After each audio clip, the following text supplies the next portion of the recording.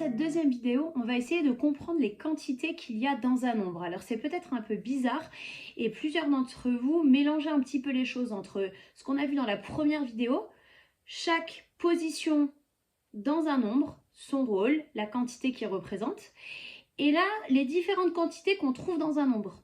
Alors, regardons ça juste sur un exemple pour bien comprendre ce qui se passe. Je ne donne pas de règles, on va juste vraiment étudier l'exemple. Alors, je reprends le nombre 345. Donc, je le redessine avec mes 3 centaines, mes 4 dizaines et mes 5 unités. Commençons par compter dans ce nombre combien on a de centaines. Alors, c'est facile, les centaines, c'est ces grands carrés violets.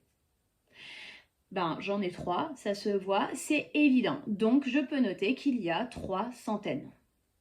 Et maintenant, j'aimerais compter combien il y a de dizaines. Autrement dit, combien il y a de bâtons turquoise. Bien sûr, j'ai ces 4 bâtons turquoise ici qu'on voit de manière absolument évidente.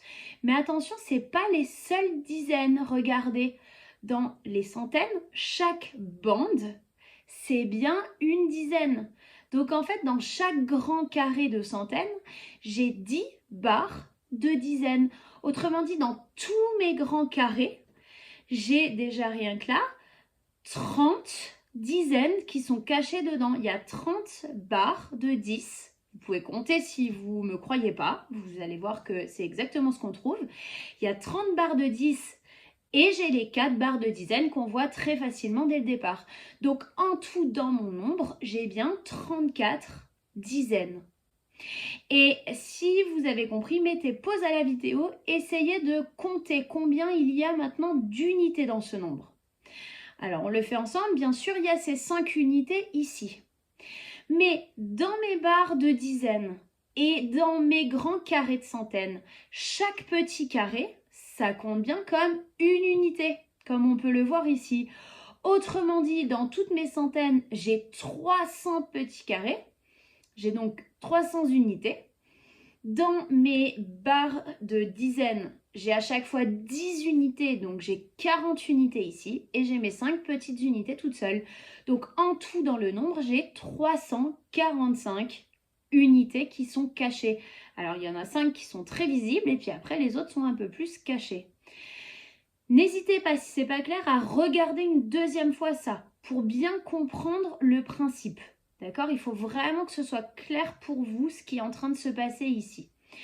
Et on peut résumer ça, ou en tout cas remarquer que si on veut compter dans un nombre combien il y a de centaines, eh ben on lit le nombre jusqu'aux centaines. Il y a 3 centaines. Si je veux compter combien il y a de dizaines, je lis le nombre jusqu'aux dizaines. Puisqu'il y a des dizaines cachées dans les plus grands rangs, les plus grands chiffres qui sont devant. Et enfin, si je veux le nombre d'unités, je lis tout le nombre jusque à la rangée des unités, puisqu'il y a des unités cachées dans tous les rangs en fait. Vraiment, il faut que ce soit bien clair et que vous fassiez bien la différence entre la quantité dans un nombre, combien il y a de dizaines, de centaines, etc. et quel est le chiffre de ce rang-là. C'est bien deux choses différentes. Il faut bien que les deux vidéos, la 1 et la 2, soient bien claires pour vous.